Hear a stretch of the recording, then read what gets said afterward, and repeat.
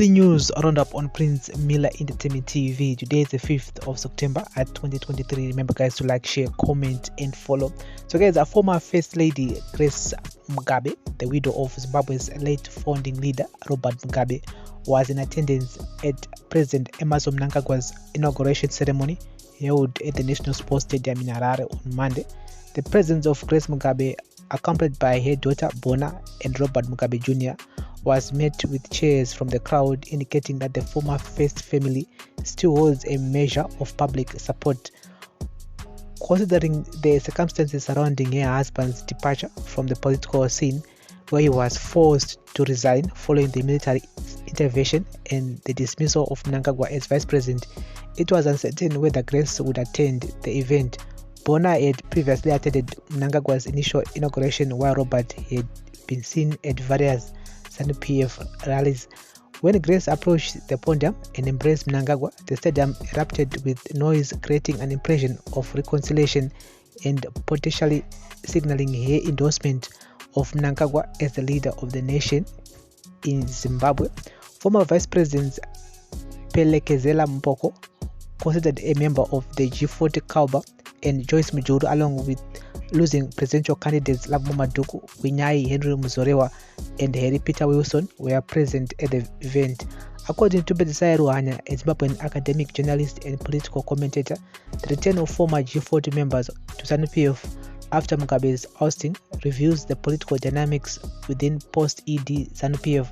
Ruhanya, who is also the director of the Zimbabwe Democracy Institute ZDI, said the trooping back to ZANU-PF of former G40 members after the coup against Mugabe is seen at the inauguration of President Mnangagwa, and some appearances in media spaces controlled by the government indicate post-ED ZANU-PF political dynamics. Some speculate that Grace Mugabe attended the event due to concerns that any misstep could lead to investigations into her family's ill-gotten wealth. Additionally, there is an ongoing divorce case involving her daughter Bona and Zimbabwe Kore. Therefore, Mnangagwa could possibly influence the outcome. Joyce Mujuru's attendance is seen as a move to protect her interest, as she became vulnerable after her husband's mysterious death. Some say Phelekezela Mpoko's presence may be an attempt to influence his son's rape case, as Skokokela was convicted and sentenced for raping his 12-year-old niece, but is currently out on bail pending an appeal. Mnangagwa took oath of office in front of Chief Justice Luke Malaba, who in 2018 declared Mnangagwa as the winner following a constitutional court challenge. He said, "I stand as the president of all. I offer you individually and collectively unity." A number of African leaders, such as South African President Cyril Ramaphosa, Mozambique leader Filipe Nyusi, and Congolese President Felix Tshisekedi, attended the swearing-in ceremony. However, Zambian President Hakainde Hichilema decided not to attend. Nelson Chamisa, the leader of the opposition Citizens Coalition for Change (CCC) party, called for a fresh vote, claiming the election was flawed. However, his party did not legally challenge the results, allowing Mnangagwa's inauguration. Mnangagwa urged the opposition to seek redress in court, asserting the validity of the vote and caution against spreading chaos, with a warning of crackdowns. According to the preliminary report by the SADC Observer Mission, the election failed to meet both regional and international standards. Additionally, the EU Observer Mission described the polls as taking place in a climate of fear. The government faced criticism for arresting more than 40 activists from civil society organizations and allegations of widespread voter intimidation in rural areas.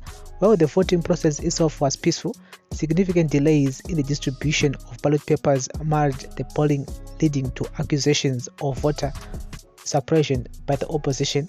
After years of isolation, Zimbabwe under Mnangagwa's leadership is aimed to rebuild relationships with Western partners. However, his second term begins amidst ongoing economic difficulties, including an 80% devaluation of the Zimbabwe dollar this year and frozen international funding.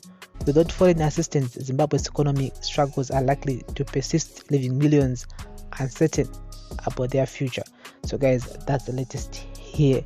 Yesterday, Takaona Mike, Dr. Mike Grace Mugabe, and some other G40 members attending President Mnangagwa's inauguration. And personally, it's a sign that I feel they had to, I mean, for you, because 5 years now Mnangagwa zvakare, even after 5 years zacho vachanga vari candidate, of course, in 2028. So you need to be in the right books with both leaders. At the same time, you need to protect what we have, and you need to protect what we have. You need to just play with the tune, otherwise and so for them to attend, I think it was just a way of saying, you know what, let's give up whatever we are planning, and say it is what it is.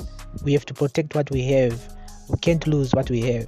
And that's what you're gonna Grace Mugabe, your daughter, and also Robert Mugabe Jr.